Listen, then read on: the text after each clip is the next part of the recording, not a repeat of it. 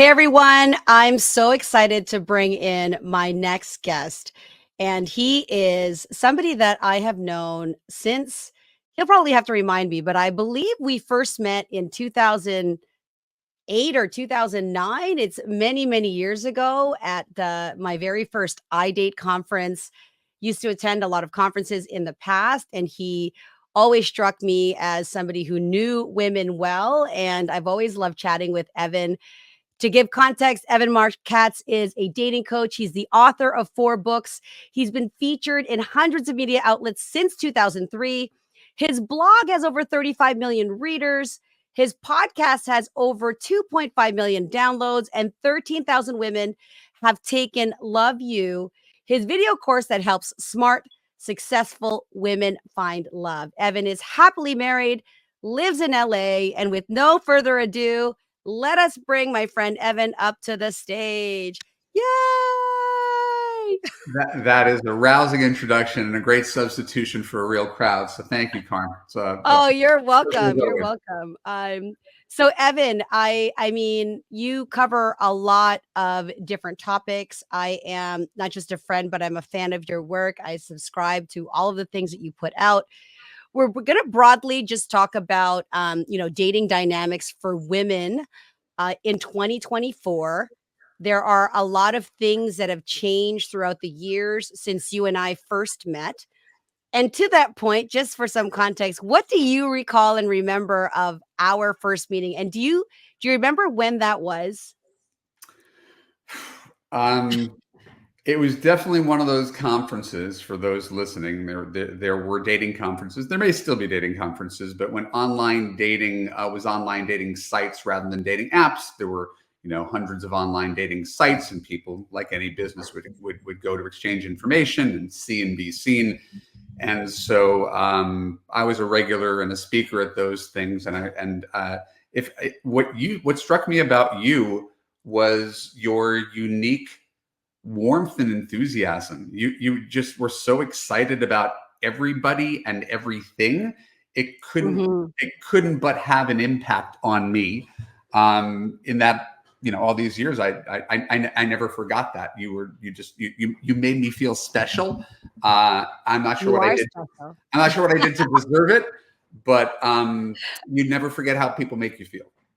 Which is good dating tips anyway.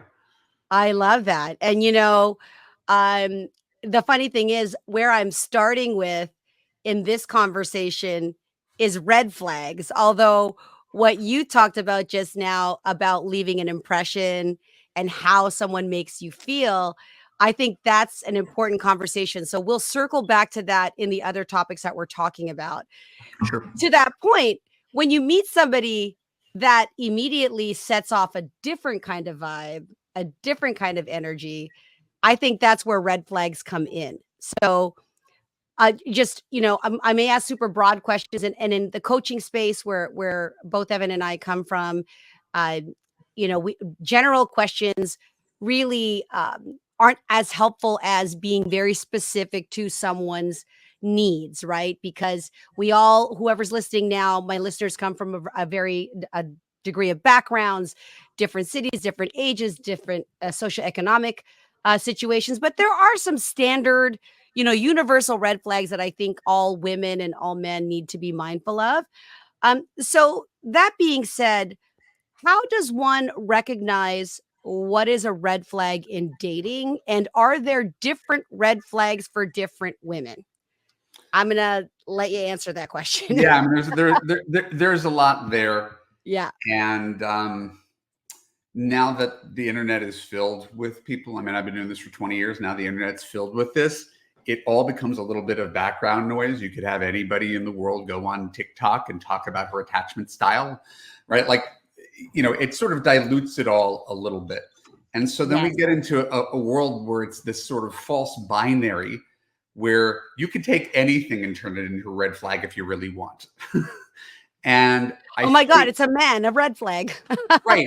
And it becomes a little bit dangerous. I think it's a little bit of an overcorrection to avoid getting hurt and to avoid wasting time.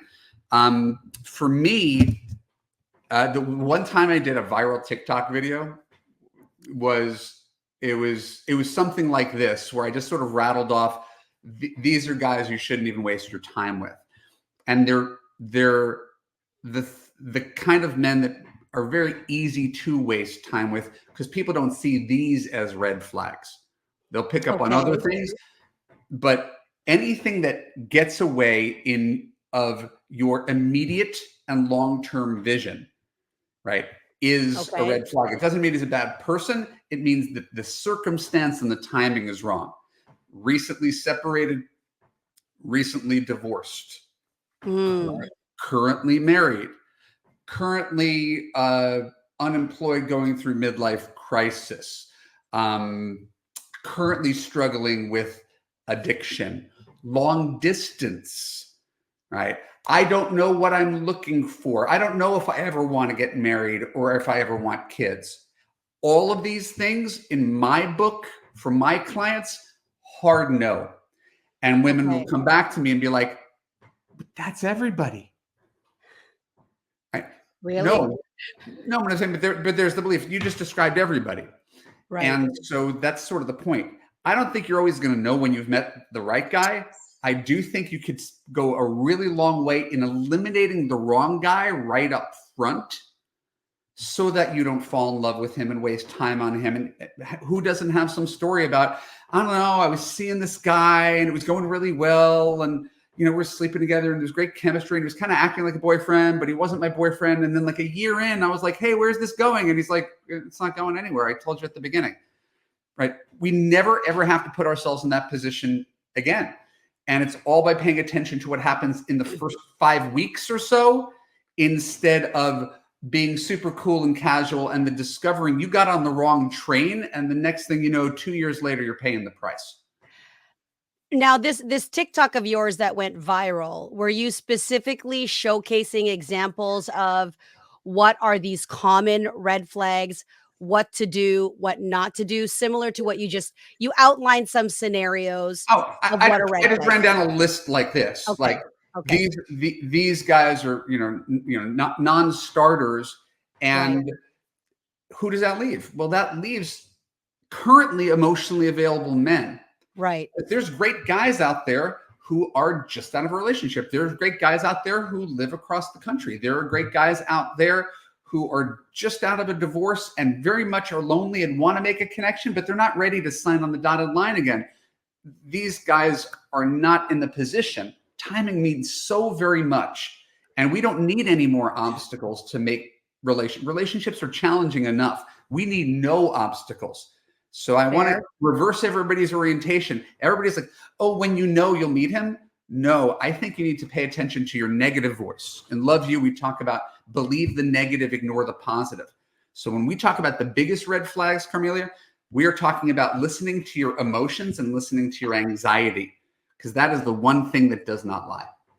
Yes. Now, we are going to talk about the anxiety as it pertains to attachment styles, but I do want to continue along the red flag discussion.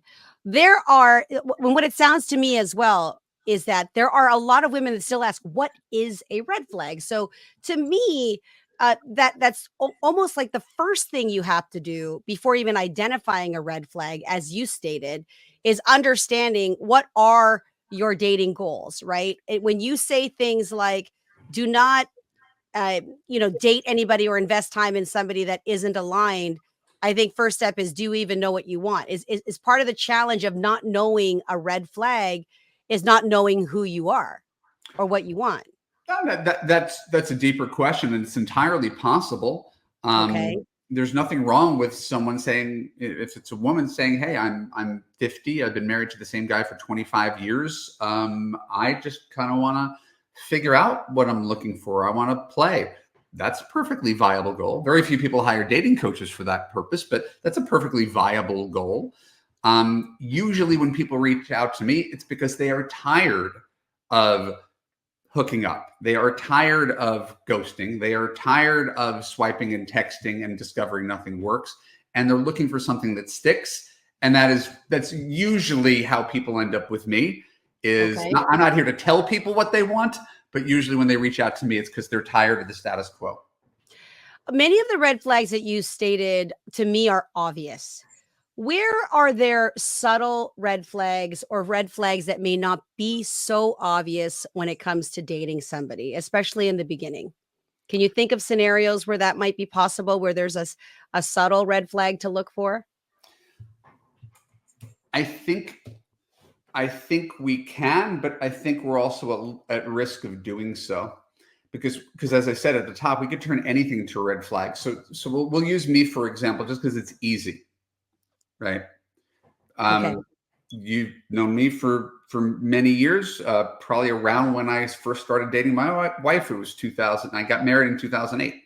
I did know you pre-marriage, and I do know your story very well. And yeah, let's share that. Right. So again, I am always wanted to be married. I'm 16 years old. I was this lovelorn kid. I wasn't just trying to get laid. I wanted to fall in love. Um, and my 20s and 30s, I dated prolifically in search of love. Uh, but I wasn't the person I needed to be. And I maybe hadn't met the person, a whole confluence of events about why you don't land where you want to land. If my wife met me and started to play let's look deeper for the red flags, what would she have discovered?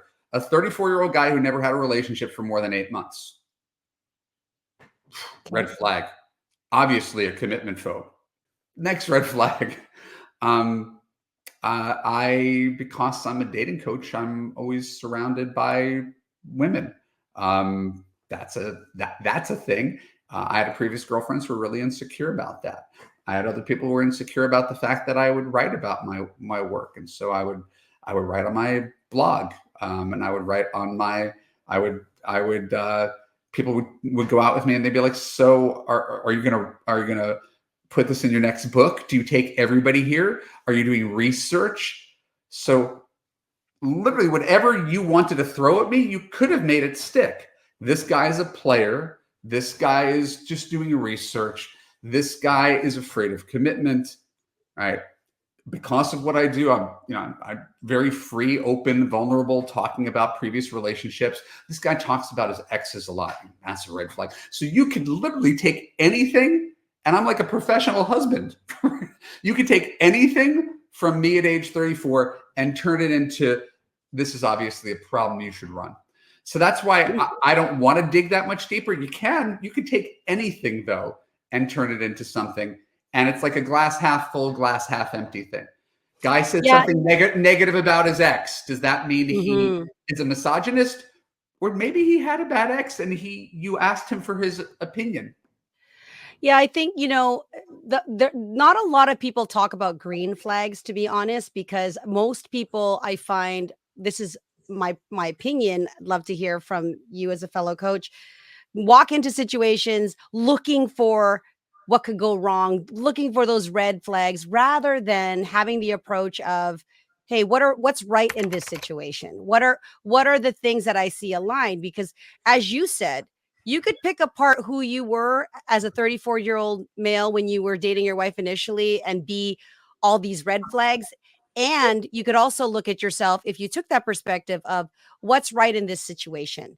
I think too many people go into dating scenarios looking for what they're like, trying to catch what they Right. missed. Didn't ask me the right questions, didn't compliment me, whatever that case is. And then just finding validation for the fact that this person may not be the one. I'm saying this because I, like you, have coached women. What would you say to that? How would you coach a woman going into a date, being mindful of red flags, but also looking for positive behavior? So the term I've heard is the tyranny of small differences. We see this a Okay. lot in politics, right? Someone posts something on social media you don't like, and I'm writing that person off, right? It's Right. one thing. Otherwise, you guys were really close friends. They said one thing, and then you immediately write them off. Cancel culture. And that's Yeah. but again, this is what we do in dating because we're looking for anything Yes. to avoid getting hurt, anything to avoid wasting time. So we're hyper attuned to that. So if anything, instead of green flags, I want to go back to feelings, right? Okay. It's ironic. We're talking in the dating space.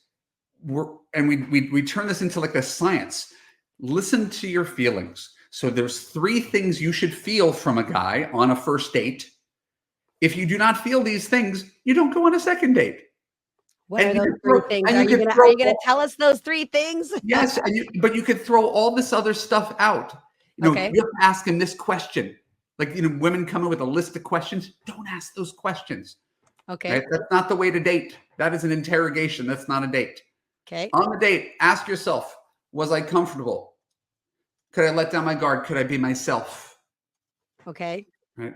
Did I have fun? Because if you didn't have fun, there's no reason to go out with him again. Okay. Was I attracted? Right? Okay. Not over the top 10 plus panties falling off attraction. Just, was he a 6? Was he cute enough that if he kissed me at the end of the night, I'd kiss him back? Hey, you're giving it listen, ladies, gentlemen, if you're listening, a 6. We're talking about a 6 here. It doesn't have to be a 20 out of 10 or a 10 out of 10. But it's not a 3. And that's why I Right. said the third component is attraction. You can't talk yourself into no one's asking you. If you have to talk yourself into a date, don't go.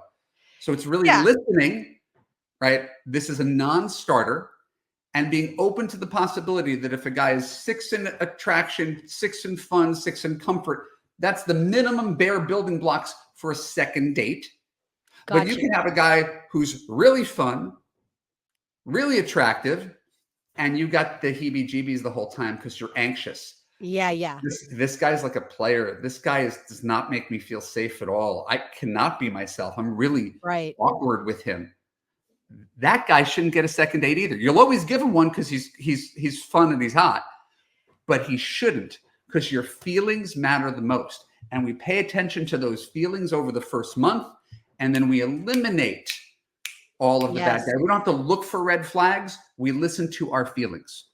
I love that trifecta, because we could play that very quickly with, I was attracted and I was comfortable, but I didn't have fun, right? Or you take I had fun and I was attracted and I just didn't feel like myself. I was really uncomfortable throughout. And that's partially your gut and then the experience and everything in between. So I really love that. And by the way, for those ladies who are listening, and again, gentlemen, your first date is not always your best date. And we as a matchmaker, I've also worked in matchmaking for many, many years. And a lot of people who will admit, when we get feedback from both parties, it's amazing how you'll have one person talk about their experience and the other person on the same date talk about a completely different experience. People have different experiences inside of dating. And one person, that's why it's so confusing. I love the letters that you write about, oh, you had a great time. And yet this person doesn't call you back again. And partially that is because some people do not know how to express that they're not having a great time. So the challenge as well in dissecting the date and doing feedback is, was that person even being that person on the date? This is the challenging part, is that we sometimes go on date with masks. I'm going to move on to now something that impacts all relationships. And you'll see it on TikTok, you'll see it on Instagram. And to your point, you have a lot of people that are sharing advice without real context of what these, behaviors are like. But we're going to move into attachment styles. And it's amazing, Evan, how I've still present day meet a lot of women that do not know what attachment style is, even though there's a lot of content out there about attachment style. Not everybody has social media, and not everybody has a social media TikTok therapist, okay, or Instagram therapist. How can you maybe just Reader's Digest the attachment styles, or when you talk to someone or share information about attachment style, how important is it for women to get real deep into that? Should they just have a good understanding, or do you advise that they actually read the book on attachment? What are your thoughts there? Really good question. So the book Attached by Amir Levine and Rachel Heller came out 2014-ish, around.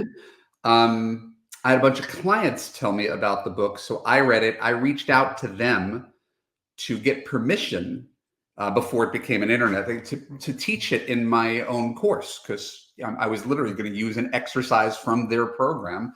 And I give credit to those who created these ideas. So I read the book, I teach it. I'm not an expert on it. I would not claim to be an expert on it. I'm not a therapist. I don't think you need to become an expert on most things. I think you need to have a cursory understanding of it, right?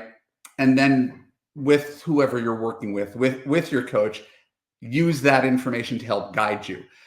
The thing is, attachment styles are not destiny. So again, for our purposes, maybe we should assume your readers and listeners know more, but 50% of the population is considered secure. Secure attachment means able to form intimate relationships in a functional way. We usually get those imprints growing up. Great job, Carm. Yeah, I just wanted to share the actual book, and so Yeah. that women who are seeing it can see what the actual book looks like. Okay, Sure. so this is attached. You can get it on Amazon. I don't have an affiliate link, but I think it's an incredible resource for women who are really serious about wanting to understand this. So Yeah. please continue. And you could go to, attachedthequiz.com or something like that and take a quiz to find out what you are. So there's secure, there's anxious. Anxious means you always worry that love is going to abandon you. And so it makes you feel really needy. It makes you feel really anxious. And we react to any micro behavior in a big way because you feel like it's the beginning of the end. And so anxious people are entitled to their anxiety because they're used to men abandoning them, if we're talking to women. But the anxiety isn't effective and it doesn't make people feel comfortable. And so anxious isn't a great way to be in a relationship, even though we can understand why. And the people who make the anxious people anxious are known as avoidant people. And avoidant people are people who claim to want love, but never are capable of giving it to you. They tell you they love you and then they disappear. They create fights with you to create some distance. They kind of yo-yo you into the relationship. They'll move in with you, but they'll never marry you.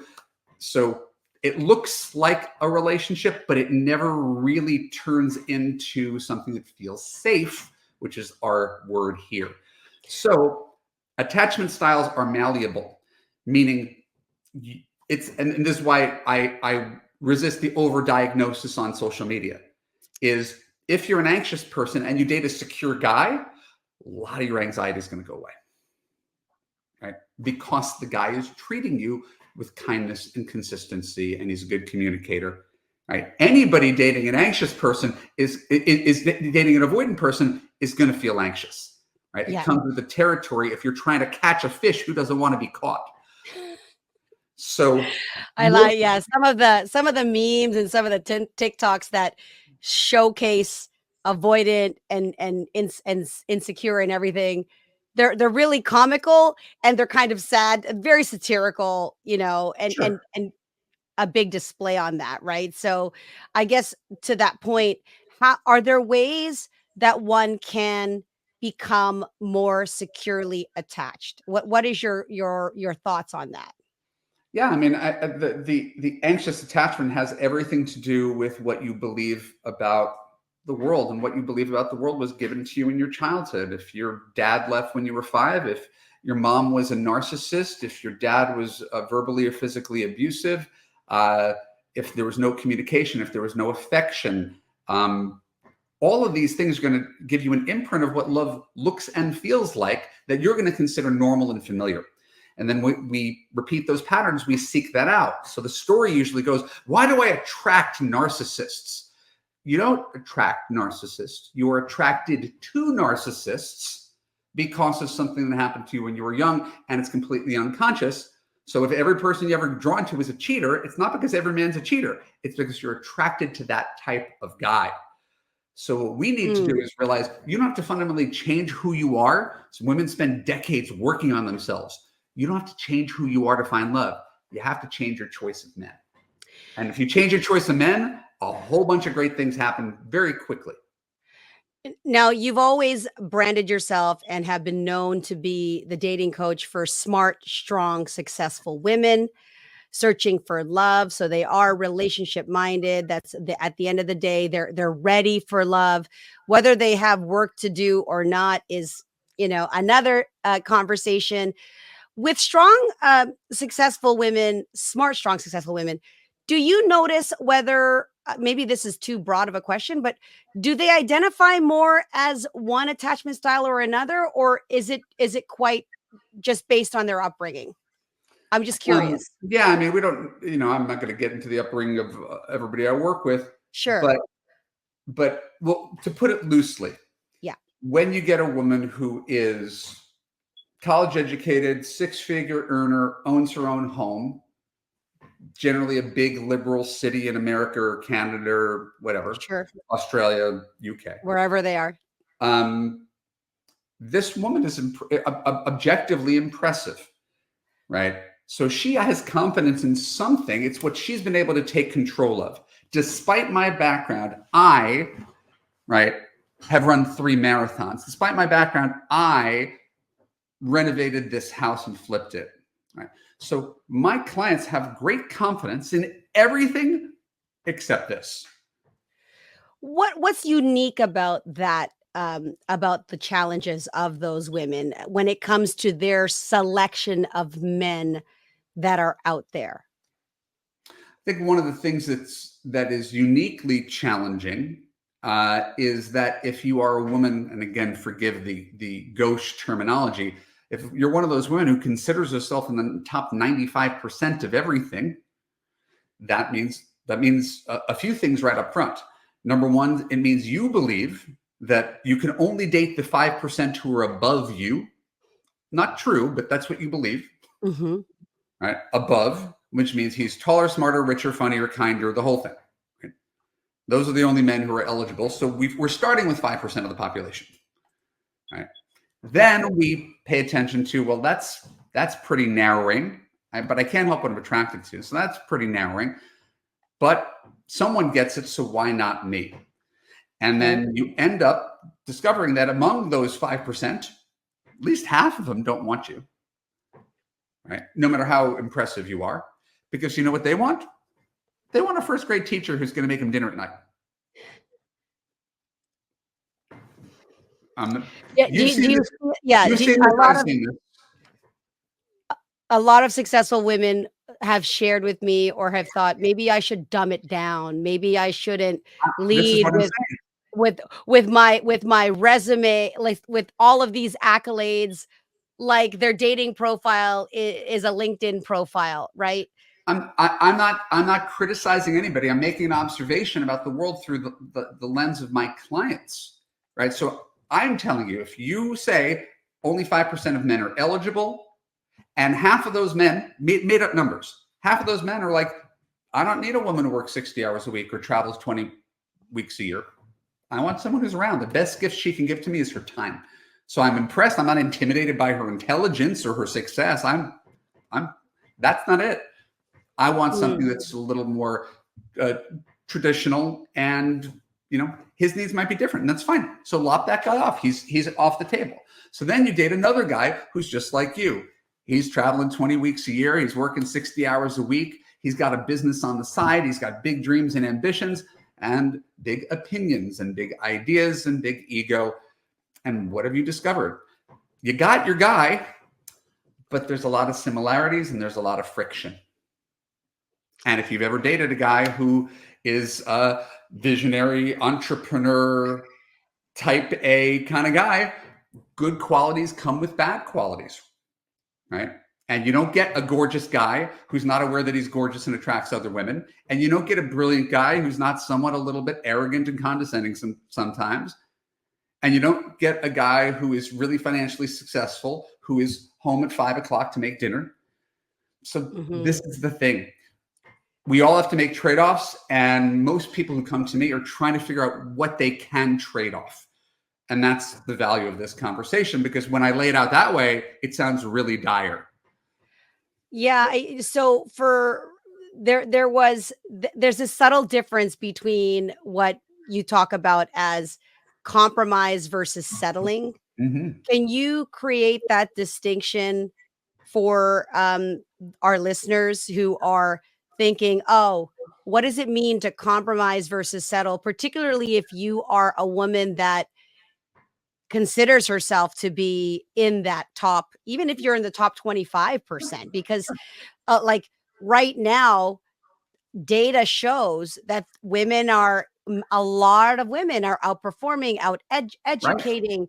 They're outdoing a lot of men, which has a separate conversation about masculine and feminine. So No, let's talk first about that. it's a great conversation. So I'll ask a couple questions. Okay. Did I settle? No. My I mean, wife, my you wife makes less money than I am. She's older than I am. So this is the point. No one in the world would ever tell me I settled. So if I didn't settle, how would you be settling if you ended up with someone like my wife? here, let's turn it around though. Let's turn it around that your wife was younger and made more money. Would you be asking that?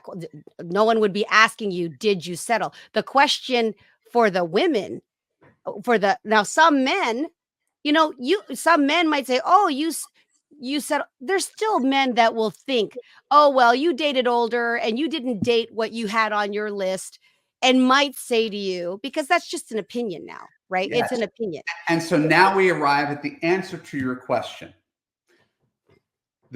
Everything life involves trade-offs, and this is subtle. This is a very important conversation. Everything in life involves trade-offs. The difference between compromising and settling is how you feel about it. Right? So we'll reflect it back on you. Sure. Everything in life is a compromise. Love is this weird thing where we don't think we should compromise. But your job is a compromise. Your home is a compromise. Your kids and friends are a compromise. You didn't get everything you wanted, right? The city in which you live is a compromise. Everything is a compromise where you're like, hey, I took this job and it pays pretty well, but I'm kind of bored and there's no growth. Or I love the people I work with, but there's no financial upside. Or I love commuting. I hate commuting to this job. Or I work remotely, but I have no connection with anybody in the office. Or, you know what I mean? Like, no matter what you do, there's a compromise. And yet you do a job, you choose a city, you have friends, and they're all flawed, right? Like, given. Well, the funny thing is, for compromise, and in my opinion, they're very positive. It's agreement, understanding, terms, deal, trade-off, middle ground, happy medium, balance. So when you look at any relationship, if you decide to enter one, there is what you want, there's what your partner want, and then there's what's good for that relationship.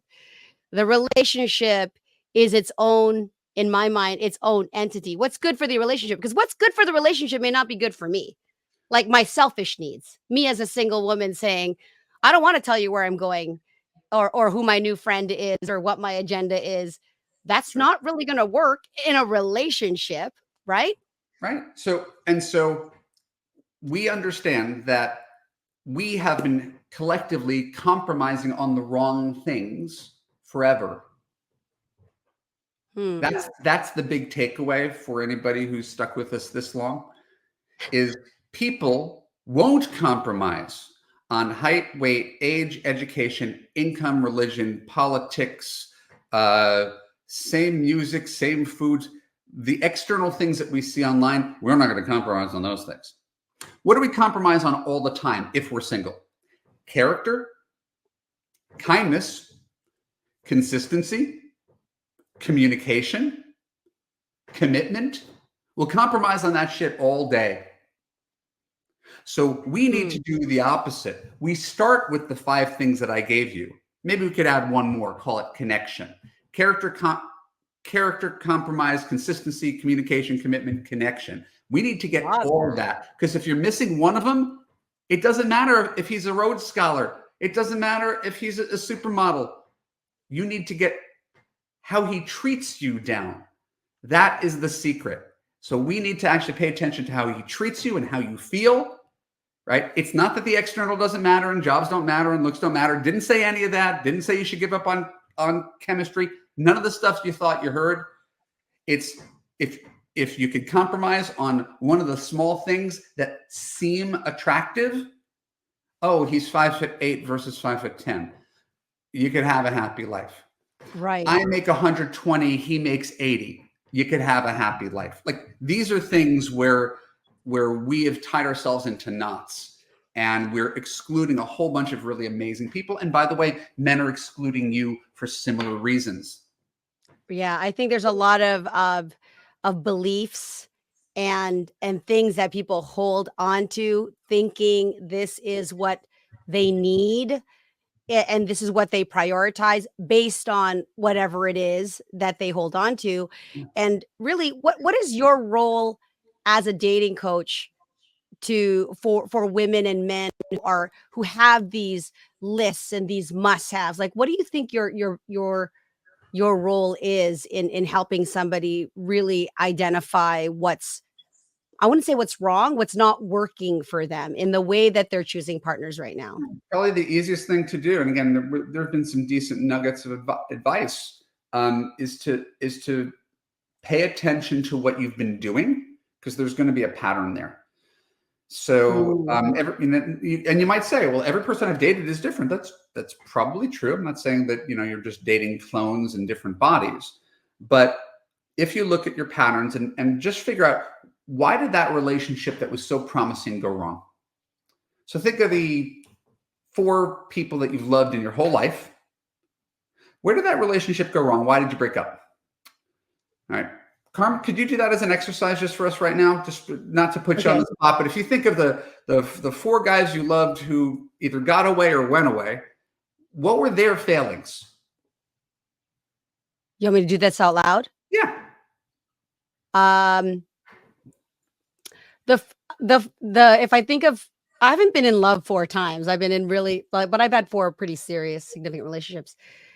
In many of the cases, because this is going back to my younger days, I think their failings would have been what I failed at in that time, is really not knowing, not feeling secure in who they were and not really understanding what they wanted. And so whenever you're showing up where you're not right with self and you don't feel great about yourself, Mm-hmm. I don't know what else to tell you about that, but that's my short answer to those relationships that failed. They were not right with themselves. They might have had unrealistic expectations too. And a lot of partners today, I think it was Esther Perel in an interview with Lewis Howes, was talking about how there is this expectation for dating relationships today for that person to be your partner, your therapist, your cook, your chef, your confidant. Like, we have this expectation that our partner should be everything to us. And when they're not everything to us, they're not the financial advisor and the holistic nutritionist in your life and all of that stuff. They it's like people have these partner requirements that are really unrealistic. It's what do you think about that? Eli Finkel, I keep mentioning this because it keeps coming up, wrote a book called The All or Nothing Marriage. And that's what it was. That was one of the punchlines of that book, is that we've turned marriage from something that used to be man and wife work hard to give their kids a better life, or man and wife have 9 kids to tend the farm, or it went into a love-based marriage in the 20th century. And now we're past that. We're at the eat, pray, love, where you don't need a man, you need a champion. You need a guy who inspires you. You need a man who's just like you, without your flaws, but better. And unfortunately, that leaves only flawed human beings. And I don't blame anybody who says, "Hey, I didn't stay single this long just to settle." I could assure you, anybody who's in the dating and relationship advice space would not want you to settle. I think we just want you to recognize the cost of saying, he also has to be a vegan. He also has to be an animal activist. He also has to like salsa dancing or jogging or whatever. And he doesn't. It's nice. The things that are important, and we'll go back to it, is how he treats you, how you feel. And if you keep on having relationships where you're misaligned, Right. I could almost assure you, you're attracted to him. He's intelligent enough. He has money. He has all the things, but you're ignoring the fact that you're misaligned, which is why your relationship brings you anxiety, and it's a roller coaster, and you make up and you break up, and then you start all over, and then you take a big break. So finding someone they could be the foundation of your life, right? That's a very, very basic thing. It's almost like familial love. The way I love my wife is like family. Yes. It doesn't resemble the things that you have in the first year of butterflies and honeymoons. Well, let's talk a little. I love that, and I hope I think there will be some listeners that will be with us throughout this entire conversation. I know I'm front row in this conversation. What does it mean to be authentic in a relationship? We use the word authenticity as, I feel like I hear this word authenticity inside of, you know, every conversation about your brand and about dating. So what does it mean to you about that? And how does one be authentic? What should you be authentic about? Because a lot of people, when they show up, they don't show up with all their baggage. And I'll be authentic about this, but maybe not about that. So, how does one strive to be authentic? And in your opinion, what does that really mean? It's kind of a trick question. I mean, it's a good question, but authentic is synonymous with real, and we can usually tell when people are putting on a show. So for a lot, and again, and it's somewhat counterintuitive, which is why, Brene Brown is doing such great work on authenticity, vulnerability. These are kind of like flip sides of the same coin. There is a superpower in being yourself unapologetically, because it allows people a way to contribute to you. Sometimes when my clients understandably put themselves out in the world, and this is something they've cultivated in the corporate world, they act right. They're Hillary Clinton. They got it all together. Right. And the problem with that is that if I'm a stranger, how do I contribute to you? If all you're telling me is, here's what you do, here's my accomplishments, here's how much I work. It's not that it's not impressive. It's, what role do I have in your life if everything's so perfect? And all you're doing is presenting me the perfect, presenting it on social, presenting it on the date.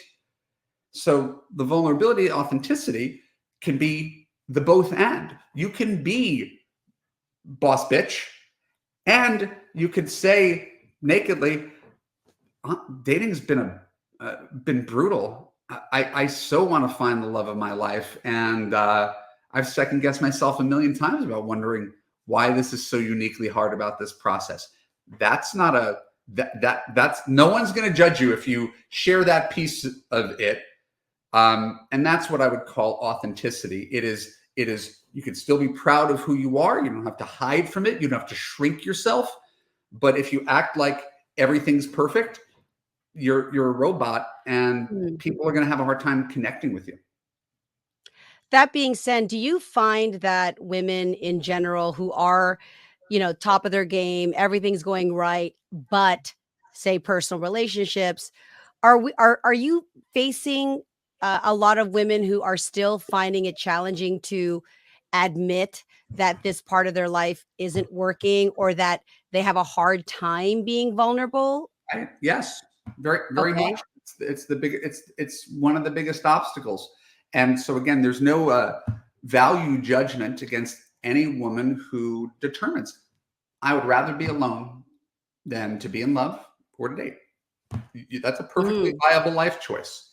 The problem Is that true though? Would they actually rather be alone? so that's where this has some staying power, is if I were to snap my fingers and say, I'm God, I'm handing you a man to love you unconditionally, does anybody say no to that? Of course not. And you go, yes, please. And so it proves that indeed most people very much want to be in love, but the search for love has been so taxing. So again, I do hand gestures on these things. If the bottom of the barrel is being in a miserable relationship, and You leave your miserable relationship, you're like, finally, I got me back and I could focus on me and self-care and friends and travel. Then you feel like, at least I'm out of the woods. What you're not availing yourself is to the possibility of lasting love and connection and partnership and all the beautiful things that come with it. So people keep really, Mhm. really busy when they're single to avoid feeling lonely. And if they work and they have their hobbies and their friends and their passions and their retreats, they never actually have to stop when their head hits the pillow and realize, oh gosh, I'm really lonely. And I'm just like a hamster on a wheel trying so hard. But what I wouldn't do to have just a Sunday in with some guy watching movies, eating popcorn and rubbing my feet. That sounds lovely. We're afraid of it. And so we build up a rich, full, single life, which again, I'm not saying you should sit around waiting for some guy to rescue you. You build up a rich, full, single life. And the next thing you know, 5 years have gone by, 10 years have gone by. And usually people reach out to me when they cross to the other side. I just turned 50. My husband just left after 25 years when the kids went to college. Right now, the wake up call comes. Oh shit. I am really lonely. I am really scared. My friends are paired up. Keeping busy is distracting me, but it's not really what I want. So that's when people are ready for a breakthrough, is when they're open to the possibility that love will be additive and enhance their life instead of, oh, love is just going to disappoint you again. Yeah, I mean, if you're listening right now and missed the first part of our conversation, Evan talked about 3 things you need to feel on a first date. One was, or 3 questions to ask yourself. One, was I comfortable? 2, did I have fun? Third was I attracted?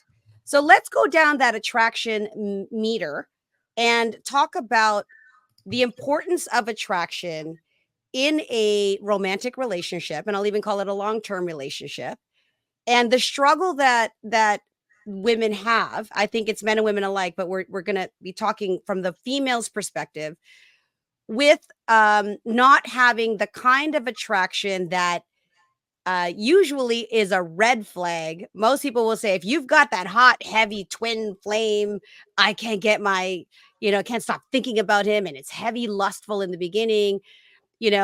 Sometimes people will always say you run from that. I don't know that you have to run from that. So, Evan, how much time should a woman give herself to develop attraction? It seems less sexy to, start off at a 6.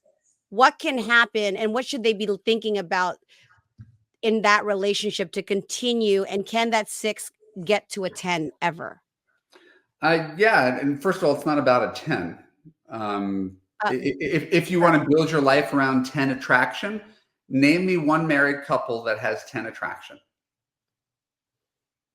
That's fair. That's fair. And actually, I think that's the challenge. I just caught myself. The challenge is having this expectation that throughout the journey of your entire life, that your attraction has to be a 10. And that's really fair. I just got that. Like, I It, literally just got that. it's called hedonic adaptation, where when you get used to something, it can't be as thrilling. Your new car, a couple years from now, it's just your car. And that goes for, Betsy's tried and true, though. You don't ever want to replace Betsy, but right? it's not exciting. It's not exciting the way it was at the beginning. And that goes Yeah. for your car or your job or your house and your spouse as well. So you need to get the car that's built to last. You want the Honda that goes 200,000 miles, right? That's the whole point. If you want to have a 40-year relationship, if you want to swap out new guys every 2 years, that's also perfectly viable choice. But you can't expect that. So in Love You, my signature coaching course, we talk about 7 chemistry, 10 compatibility is a real winner.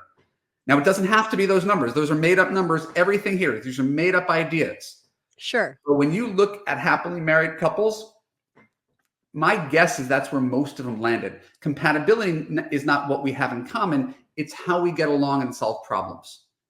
So it's Yeah. fundamentally easy rather than fundamentally difficult to be in a marriage.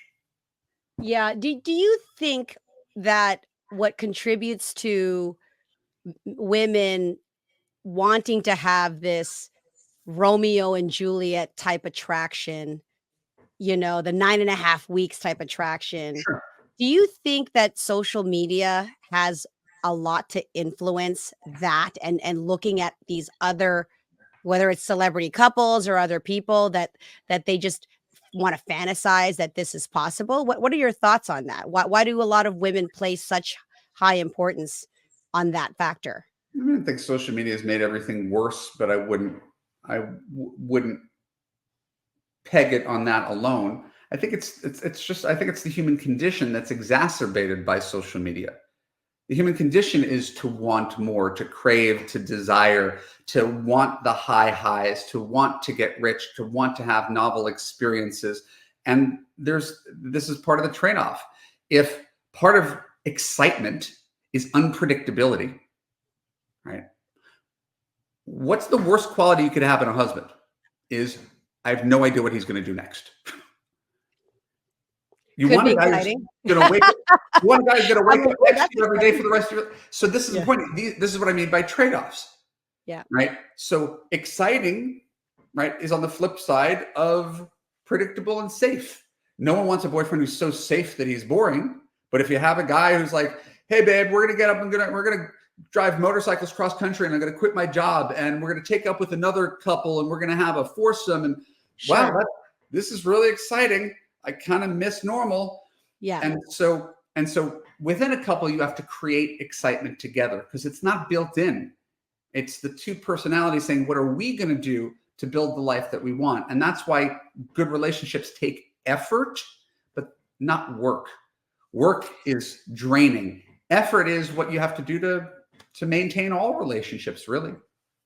So for people in the dating process, what's your opinion on dating more than one individual?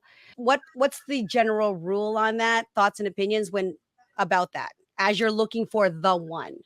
If you're looking for marriage, you can't get married to someone if you don't commit as boyfriend, girlfriend. Like Okay. that's the step.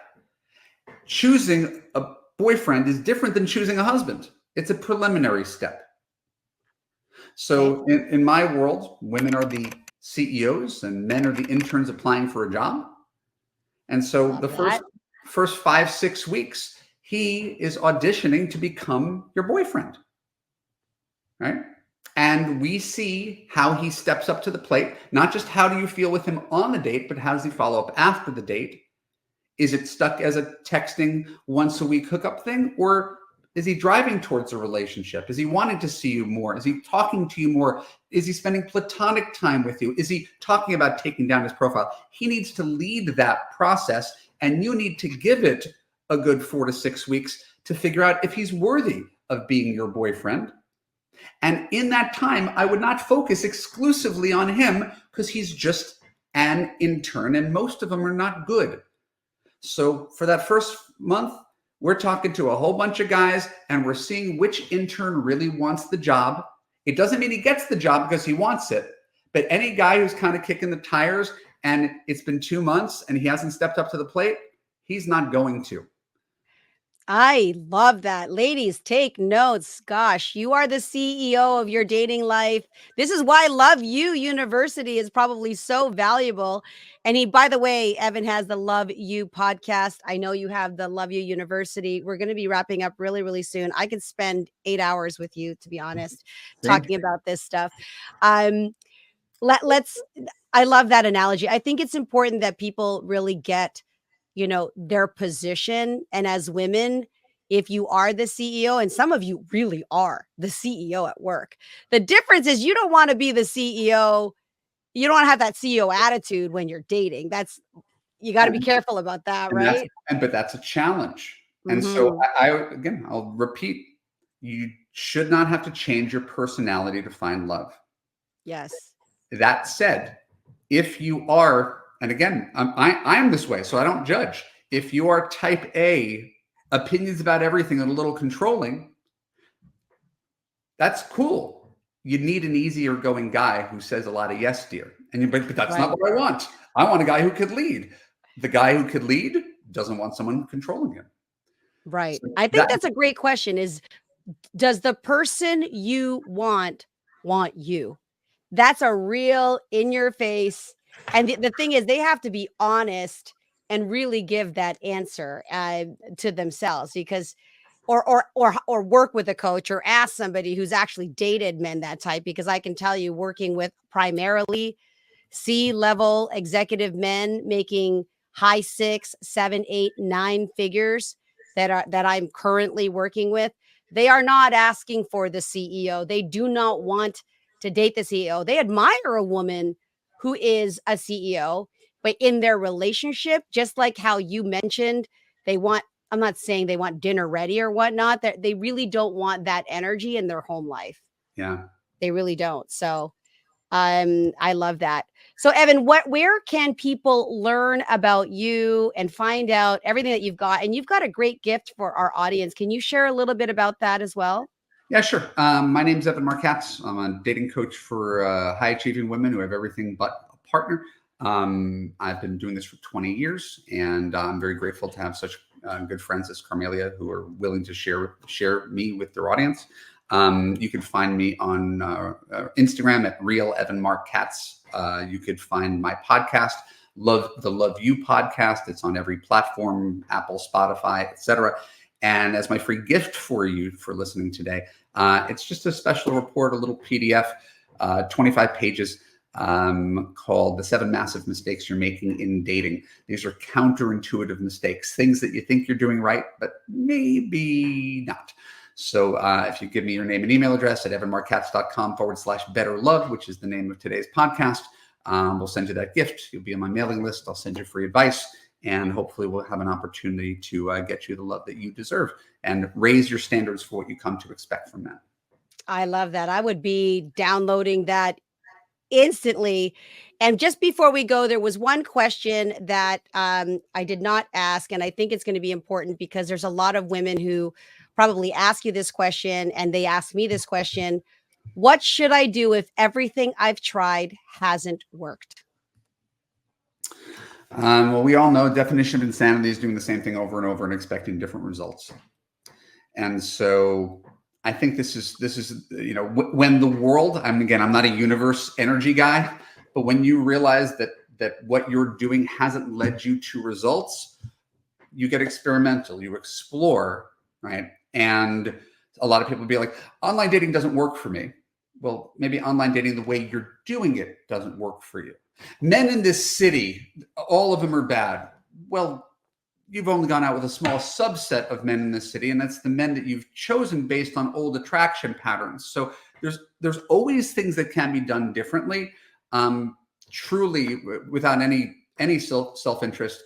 If I'm you, I'm not just listening to 1,000 podcasts and 1,000 influencers and 1,000 dating memes that provide background noise. I'm finding someone who really resonates, and I'm reaching out to them, because everybody in the world knows how to lose weight. A lot of us struggle with weight. So it's not the knowledge. You have knowledge. We could talk about self-love. We could talk about ghosting and breadcrumbing and attachment styles. We could talk about all of it, and you can get it. But if your life isn't changing, you need someone to hold your hand and hold up the mirror to you and hold you accountable, whether that's me or Carmelia or anybody else that you've discovered online who offer these kind of services. It's a personal service. It's not just noise on the internet, which is the way most people take it. I literally have edged you here because I can't think of a better human or coach that is in my world. I've been in the dating business for 32 years, ladies. He is the coach for strong, smart, successful women. And I have benefited from his coaching. And, I've been divorced. I've had my own relationship issues. And like, I can't think of a first person to call. And I don't know if you know that you know this, Evan, but like, what would Evan say? So kudos to you. I mean, this is why you're here. This is why I'm sharing you with my audience, even though I'd want him all to myself. But no, and your own, I love that you're a testament to your own coaching, that you yourself, through your marriage and your family, guys, go follow him, see his advice. He's amazing. Thank you for the gift. I cannot wait to share this with everyone. And hopefully down the road, we'll have you back again. So, any last words for any of the ladies, or are you Um, good? no, I mean, I'm aware that when you take on this role of, professional truth teller, sometimes it comes across like tough love. I don't mean it as tough any more than your doctor saying, "Hey, we got to get your cholesterol down," is tough love. If you're feeling frustrated, if you're feeling stuck, if you're feeling confused about why this is so uniquely difficult, just know that there are people out there who very much care about your well-being, who have seen this before, who know the path where the path seems kind of blind to you.